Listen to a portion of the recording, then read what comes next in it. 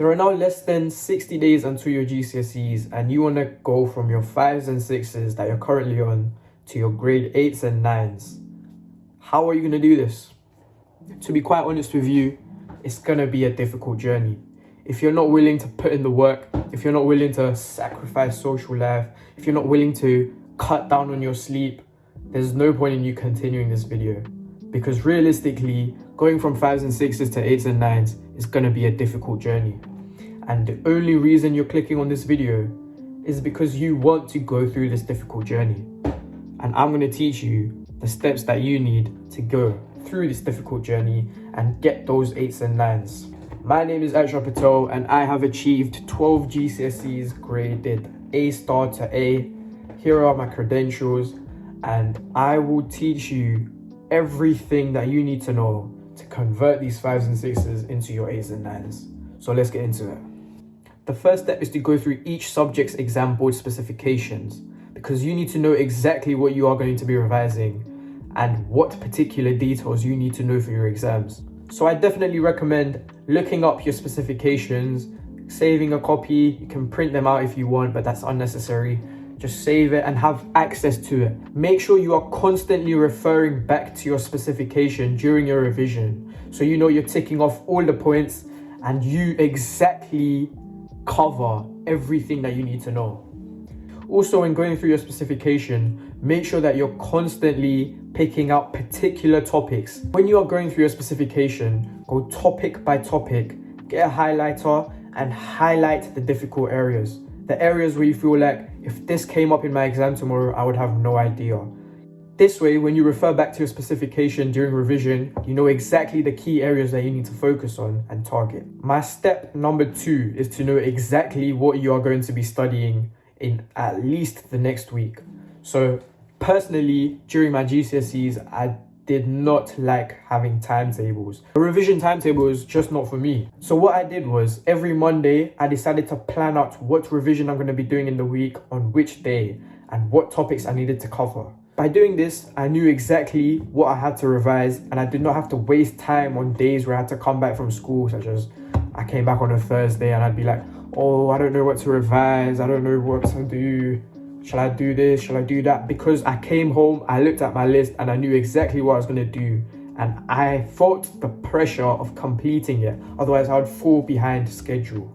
Obviously, this does not mean that you don't try and have a revision timetable. Personally, it just didn't work for me, but it could work for you. So if you haven't tried it yet, definitely I recommend, you can find so many templates of revision timetables that you can just fill out yourself. You can try it for a week. If you're struggling to keep to the timetable, then you can refer back to the method that I personally used. And I definitely recommend my method more, but that's just my personal preference. Now, step number 3, because we only have 60 days left, you definitely need to prioritize revision. My top tip would be to prioritize the subjects that you think you will study or consider studying at a higher level. This might be in college, this might be in A-levels, this might be in university. So I will prioritize the revision in those subjects because those are the grades that I need at the highest level possible, so I can go into my A-levels and have a good start. Because realistically, your grade in geography does not matter to the grade in economics if you're not going to study geography at A-level and you will study economics. So definitely prioritize these subjects that you plan on continuing at a further level. You should also prioritize core subjects such as maths, English language, the sciences, whatever sciences you do. Because a lot of applications that you will do in the future will look at these core subject grades. Number 4, apply the correct revision techniques to your revision. This may be flashcards, this may be mind maps, this may be practice questions, but this depends on the subject that you're revising, and it is no surprise that different techniques work for different people.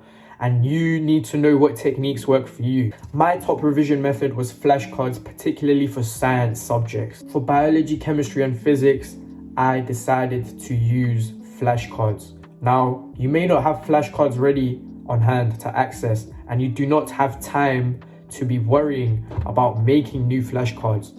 So I definitely recommend talking to some friends, talking to someone in your school, talking to teachers, finding flashcards on the internet. This will help you memorize the content in your head. Following the flashcards for science subjects, practice questions.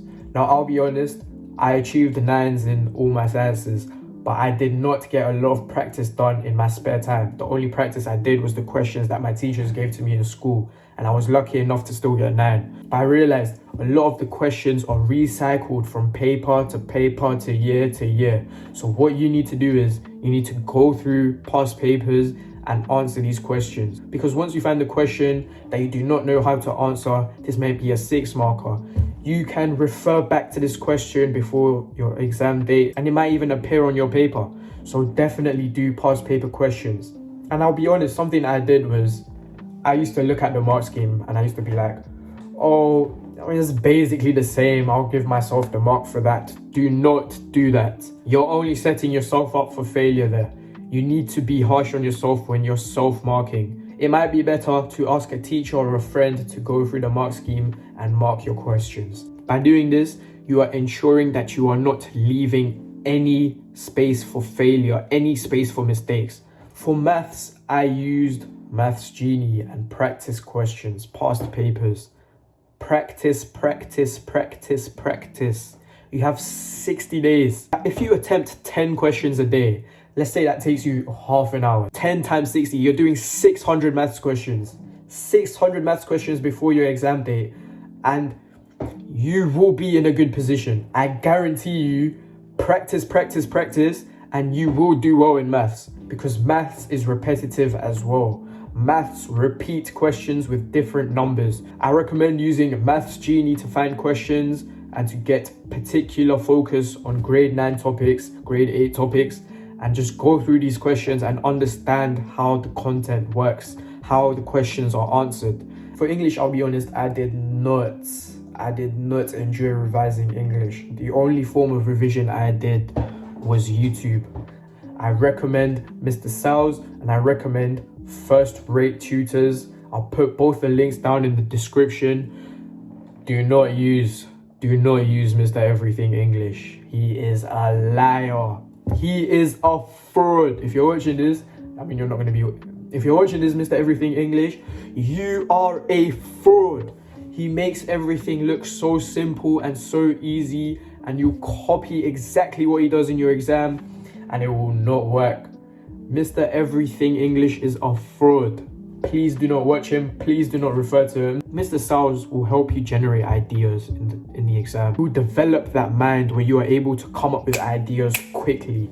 First-rate tutors, they have good videos to watch for question layouts, how to answer each particular question, English language, English literature, and everything. For poetry, definitely pick out 6 to 7 poems that you think cover all the themes and that you can connect every single poem to.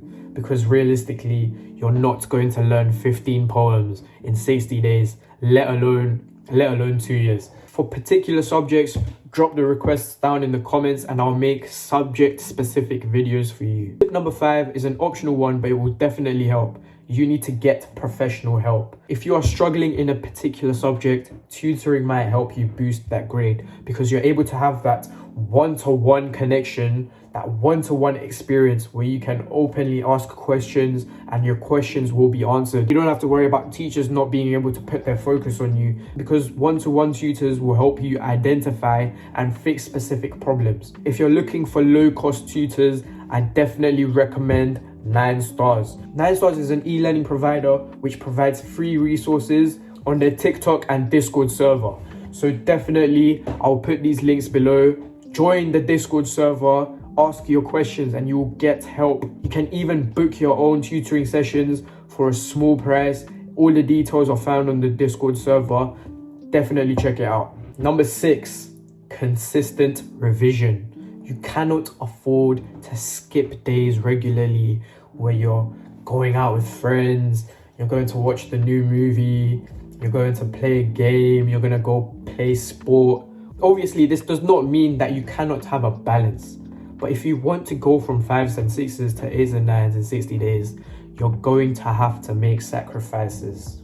You need to be revising for multiple hours every single day. I recommend school days, you're revising around 3 hours. I'll be honest, maybe you might need to skip a couple pieces of homework or something, but you need to prioritize time for revision. 3 hours a day. You can wake up early in the morning, get an hour of revision done before you leave school. Come home, 2 hours revision. That's easy. You can do that. Weekends, you want to be doing 8, 9, pushing 10 hours over the weekend. You have Easter holidays coming up. Make sure every single day you're getting 5, 6 hours of revision. Now you might be thinking, this guy's crazy. You can't do 5 to 6 hours of revision a day. You're the one that put yourself in this position. You're the one who's getting the 5s and 6s now. And you're the one who has to put in the effort and time right now and make it count. You're the one that can make the difference. You're the one who will make the difference. Step number 7, you need to seek feedback. Talk to your teachers, talk to your peers, and ask them what you need to improve on. Your teachers know you best in terms of your academic capabilities, and they will tell you that you need to focus on these areas. You need to focus on this subject. You need to focus on this particular equation, this particular, whatever it is. Your teachers know you best, and they will tell you what to focus on. Step number 8, try using the Pomodoro technique. I was introduced to this technique quite late during my GCSE journey, but it definitely helped me significantly. I used to struggle to find motivation to continue studying after a long chunk of revision. Let's say I revised for 2 hours after school. I would struggle to continue revising after those 2 hours. The Pomodoro technique consists of doing a specific amount of revision, and that is followed by a specific amount of break time. Here is a graph to show you the effectiveness of the Pomodoro technique. Simply look up Pomodoro timer on the internet and you'll find many timers. Step number 9, stay calm and stay focused. You will feel stressed, you will feel overwhelmed at times, and this is normal. But the best thing that you can do is overcome this by calming yourself down. The calmer you are, the better you think. The better you adapt to situations, the better you work. Number 10, you need to have a good growth mindset, and you need to have motivation in your life.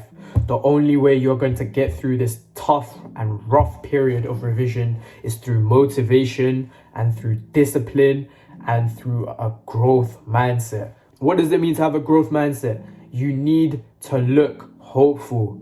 You need to be optimistic. You need to believe in yourself that you can get these 8s and 9s. If you're not believing in yourself, you're not going to get the 8s and 9s.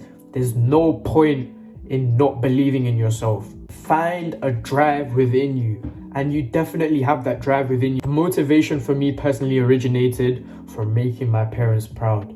I did want to make my parents proud. I wanted them to be happy on my results day, to open my GCSE results and have a smile on their face. I wanted them to be proud of me, and you need to have the motivation for your parents to be proud of you. Without motivation, you are not going to be able to convert these 5s and 6s to 8s and 9s. You need to find some sort of motivation. Dig deep within yourself and find that motivation to end procrastination and start revision. Now, I'm sure if you incorporate these 10 steps into your revision for the last 60 days, you will be able to convert these 5s and 6s into your 8s and 9s. But you need to be willing to put in that effort. I want to congratulate you. I want to congratulate you for getting to this point in the journey, getting to the point where you want to make a change. This is the first step and the biggest step to making a difference to your GCSE grades. And you have done the hardest bit of having the drive to make this change by clicking on this video. Have belief, have faith, and have trust in yourself. You can do this. Anyone can do this. Thank you very much for watching. Subscribe, leave a like, and definitely comment down your requests for future videos. Thank you very much.